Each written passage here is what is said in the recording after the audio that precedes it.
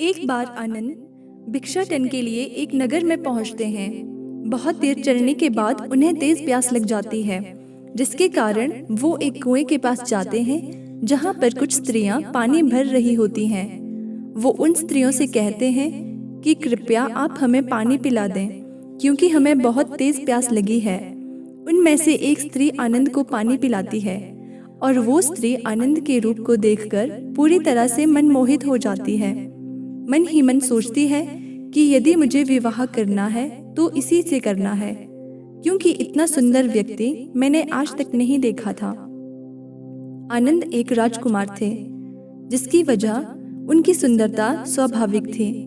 वो स्त्री अपने मन में कई तरह की योजनाएं बनाती है कि किस तरह मैं इस व्यक्ति से विवाह कर सकूं।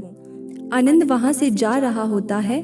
वह स्त्री आनंद को अपने घर भोजन के लिए आमंत्रित करती है।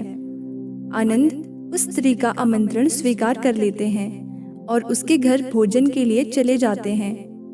घर पहुंचकर वह स्त्री भोजन पकाती है और आनंद को भोजन परोसती है। आनंद भोजन करना शुरू करते हैं और जब आनंद भोजन कर रहे होते हैं तो वह स्त्री आनंद को एकटक देख रही होती है। आनंद भोजन करने के बाद उस स्त्री के घर से चले जाते हैं। आनंद के जाने के बाद वह स्त्री अपनी माँ से कहती है, माँ, आपको मेरे विवाह की चिंता लगी रहती है ना? उस स्त्री की माँ कहती है, हाँ पुत्री।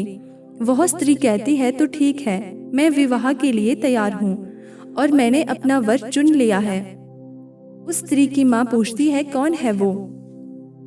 वह स्त्री कहती है, वो ये भिक्षु हैं जो हमारे घर भोजन करने के लिए आए थे। उस स्त्री की माँ कहती है, पागल हो गई है तू? वह एक भिक्षु है और उसने संसार को त्याग दिया है। वह स्त्री कहती है, तो क्या हुआ, मैं उन्हें पुनः संसारी बना दूंगी।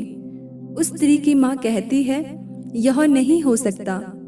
वह स्त्री कहती है, यदि तुम चाहो तो हो सकता है माँ। तुम जादू टोना जानती हो ना, तो ऐसा कोई मंत्र फेरो कि वह भिक्षु मेरा हो जाए। और अगर तुम ऐसा नहीं कर सकती हो तो मेरा मरा हुआ मुंह देखने के लिए तैयार हो जाओ। उस स्त्री की माँ कहती है, ठीक है, यदि तेरी यही जिद है तो तू ऐसा कर कि उसे एक बार भोजन पर फिर बुला, मैं वशीकरण के दाने बना दूंगी। तू उसके भोजन में मिलाकर उसे खिला देना, फिर वह भिक्षु हमेशा के लिए तेरा हो जाएगा। अगले दिन फिर वह स्त्री आनंद को भोजन के लिए आमंत्रित करती है। आनंद उस स्त्री की बात मान लेता है और उसके घर जाकर भोजन ग्रहण करने लगता है। उस स्त्री ने पहले से ही भोजन में वशीकरण के दाने मिला रखे होते हैं, जिसके कारण आनंद बेसुध हो जाता है। आनंद के बेसुध होते ही वह स्त्री आनंद के साथ विवाह की तैयारी में लग जाती है। वहां बुद्ध के पास भिक्षाटन कर सभी भिक्षु लौट आते हैं, परंतु आनंद नहीं लौटता। आनंद के वापस ना आने के कारण बुद्ध अन्य भिक्षुओं से उसके बारे में पूछते हैं। सभी भिक्षुओं में से एक भिक्षु कहता है, बुद्ध, आज आनंद एक स्त्री के घर भोजन करने के लिए गया था। बुद्ध कहते हैं, परंतु बहुत समय हो गया है, अब तक उसे लौट आना चाहिए था। तुम जाओ और उसे देखकर आओ। वह भिक्षु उस स्त्री का घर जानता था जहां आनंद भोजन के लिए गया था। वह भिक्षु सीधा उस स्त्री के घर पहुंचता है और देखता है कि वह स्त्री आनंद के साथ विवाह की तैयारी कर रही है।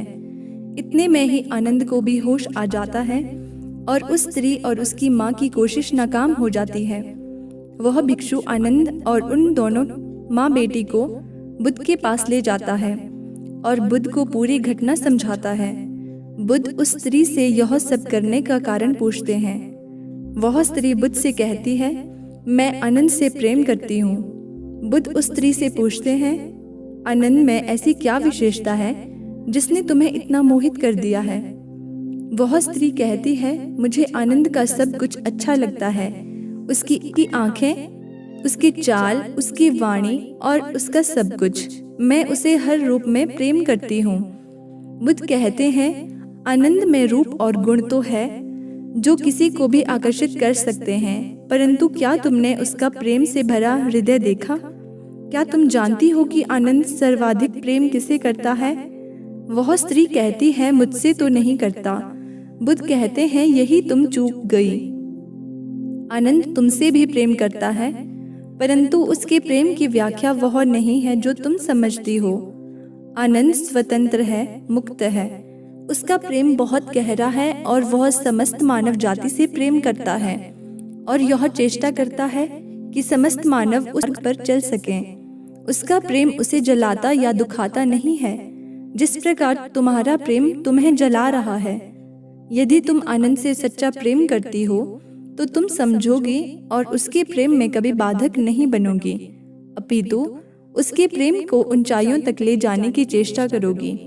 बुद्ध की बात सुनकर वह स्त्री रोने लगती है और बुद्ध से कहती है, मेरा प्रेम स्वार्थी था और आनंद को अपने आप से बांधना चाहती थी।